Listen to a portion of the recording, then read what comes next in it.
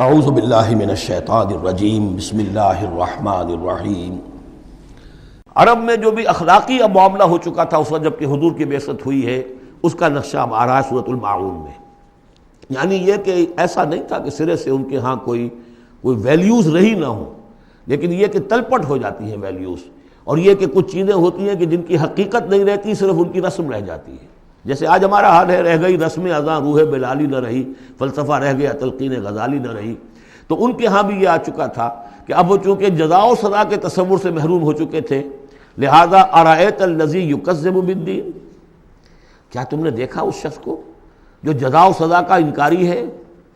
کوئی جزا سزا نہیں، کوئی باعث بعد الموت نہیں، ان ہی الا حیاتنا الدنیا نموت و نحیا وما یہلکنا الا الدار۔ اس دنیا کی زندگی کے سوا کوئی زندگی نہیں، ہم خود مرتے ہیں خود جیتے ہیں، اور ہلاک کرنے والی شے گردش افلاک کے سوا اور کوئی نہیں، ہم کوئی خدا کو نہیں مانتے۔ ایسے لوگ بھی تھے ان میں۔ ظاہر بات ہے کہ اس شخص کا کردار کیسا ہو جائے گا جو جزا و سزا کا منکر ہے؟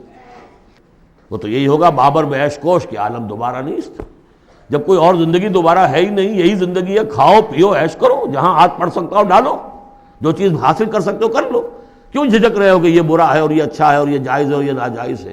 پھر تو طریقہ یہی ہوگا۔ تو وہ کردار کیا بنتا ہے اگر جزا و سزا کا انکاری ہوگا انسان، تو کردار کیا بنے گا؟ فَذَلِكَ الَّذِي يَدُعُّ الْيَتِيمَ، وہی ہے کہ جو یتیم کو دھکے دیتا ہے۔ کیوں کھلائے یتیم کو؟ کون سا فائدہ ہے اسے اس سے؟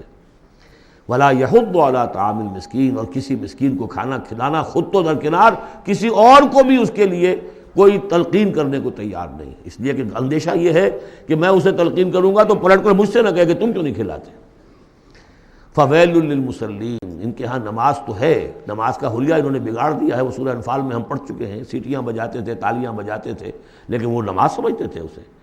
وہ طواف کرتے تھے خانہ کعبہ کا، اور اس میں سب سے اونچا طواف سمجھتے تھے اس کو کہ مادر ذات برہنہ ہو کر طواف کیا جائے۔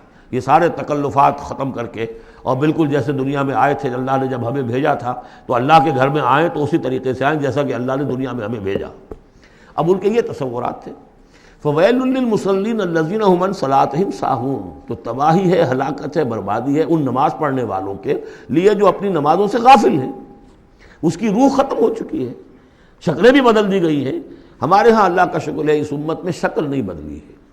صلو کما رأیتمونی اصلی، اللہ کا فضل ہے، اس طرح کی بدعات وہاں ہمارے ہاں نہیں ہے۔ لیکن یہ ہے کہ روح جو ہے، روح نماز، حضور قلب، آدمی نماز پڑھ رہا ہو تو احساس ہو کہ میں کس کے سامنے کھڑا ہوں، اور پھر جو کہہ رہا ہو اس کو سمجھ رہا ہو، اور خلوص و اخلاص سے کہہ رہا ہو ایاک نعبد و ایاک نستعین، پھر اس پر عمل کرتا ہو، وہ کہاں کتنے ہیں؟